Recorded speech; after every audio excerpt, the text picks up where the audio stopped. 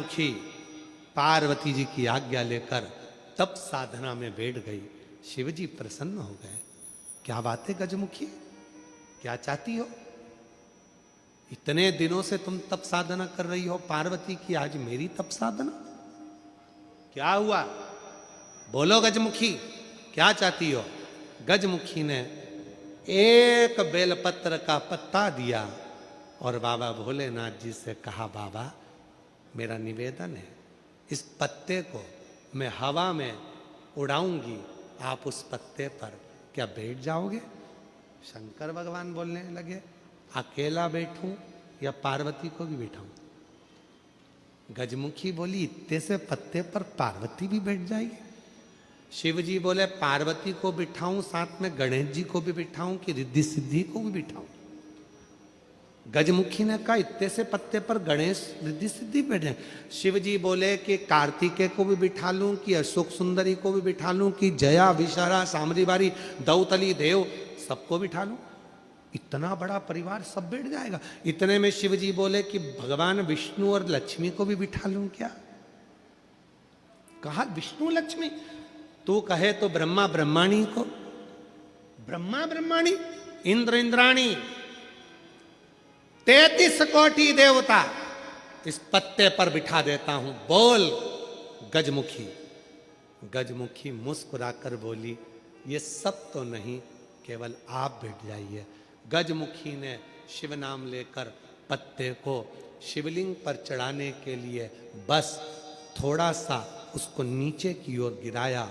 उतनी देर में उस पत्ते के अधर पर मेरा शंकर आकर विराजमान हो गया। मेरा शिव, मेरा शिव उस पत्ते पर आकर आवाज लगाई, नंदी जल्दी आओ। तुम कहते थे मुझ में बल है, मैं शिव को पीठ पर बिठाता हूं। तुमसे ज्यादा बल एक बेलपत्री के पत्ते में है, जो पूरे 33 कोटि देवता को एक पत्ते पर बिठा सकता है। एक बेलपत्र के पत्र में वो बल होता है, एक बेलपत्र के पत्ते में वो बल होता है, पूरे ब्रह्मांड को वो अपने में समेटे रहता है। तब भगवान शिव ने प्रसन्न होकर कहा, सुनो गजमुखी, आज मैं प्रसन्न हुआ, तुम्हें वर देता हूं। जब भी पृथ्वी पर मृत्युलोक में कोई पार्थिव शिवलिंग का पूजन करेगा और पार्थिव मिट्टी का जब कोई शिवलिंग बनाएगा, उस शिवलिंग को केवल थाली पर, पाटे पर या लक्कड़ पर नहीं, मेरा बेलपत्र रखकर जब उस पर कोई शिवलिंग का निर्माण करेगा, जो कामना वो चाहेगा उसकी कामना शिव उसी क्षण पूरा कर देगा, उसी क्षण पूरा।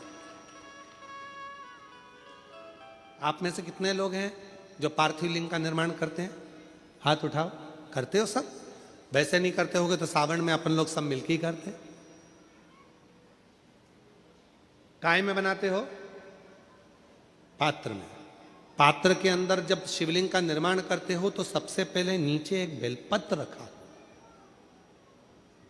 रखते हो? जम के तो बोलो, रखते हो ना? बहुत जरूरी है एक बेलपत्र। क्यों? कहते हैं जब हमने शिवलिंग बना लिया, पूजन चालू कर दी, पानी डालना प्रारंभ करा, ये तो मिट्टी है, धीरे धीरे पानी चढ़ते चढ़ते गलने लगती है। जब मिट्टी गलने लगती है, शिवलिंग थोड़ा थोड़ा थोड़ा थोड़ा खंडित होने लगता है। मन में आता है कि हमने शिव जी की पूजन करी, शिवलिंग मिट्टी का था, गल रहा है। शहद चढ़ाने से, दूध चढ़ाने से, जल चढ़ाने से, अभिषेक करने से मिट्टी गलने लगी है, शिवलिंग खंडित होने लगा है। शिव महापुराण की कथा कहती है, पार्थिव लिंग को, मिट्टी के शिवलिंग को जब हम बेलपत्र के ऊपर निर्माण करते हैं, पार्थिव शिवलिंग बनाकर पूजन करते हैं, तो वो मिट्टी का शिवलिंग अगर गल भी जाए, टूट भी जाए, पानी में बह भी जाए, तो याद रखना वो कभी खंडित नहीं माना जाता, वो अखंड ही माना जाता है। जब तक आपकी पूजन चलेगी तब तक वो अखंड ही माना जाएगा, जब तक उसका विसर्जन नहीं होगा। उसकी विसर्जन नहीं होगा तब तक वो अखंड कहलाएगा। अखंड। अब कई लोग कहते हैं गुरुजी वो पानी में हमने रखे रखे वो पानी चढ़ाते ना, वो उसमें छेद हो जाता, वो पूरा गल जाता। गलने दो ना, बेलपत्री पर है ना, बेलपत्र पर है ना, तो क्या चिंता। अखंड है, अखंड। कितना सुंदर कहा है शिव महापुराण के अंदर। गजमुखी का चरित्र यदि पढ़ेंगे तो गजमुखी के चरित्र में वर्णन आता है, यदि मन के आनंद के लिए आपको अगर शिव जी पर बेलपत्र चढ़ाना है तो पहले जल चढ़ाएंगे, जल के बाद हम बेलपत्र चढ़ाते हैं। बोलो चढ़ाते कि नहीं चढ़ाते। पर जब कोई विशेष कोई व्यक्ति बीमार पड़ गया, रोग से ग्रसित हो गया, बहुत बड़ा उसके साथ में दुख आकर खड़ा हो गया, बहुत बड़ी तकलीफ में वो घिर गया, कोई एक्सीडेंट हो गया, कोई तकलीफ में पड़ गया है, बहुत ज्यादा तकलीफ में आ गया, तो क्या करा जाता है फिर। पहले जल नहीं, पहले चढ़ता है बेलपत्र, उसके बाद चढ़ता है जल। क्यों? बाबा वो बीमार पड़ा है, आप इसको जैसे जल को झेलोगे उस बीमार व्यक्ति को झेल लेना, कुछ होने मत देना शंभू, उसको संभाल लेना। ये क्रिया तुरंत बदल जाए, तुरंत।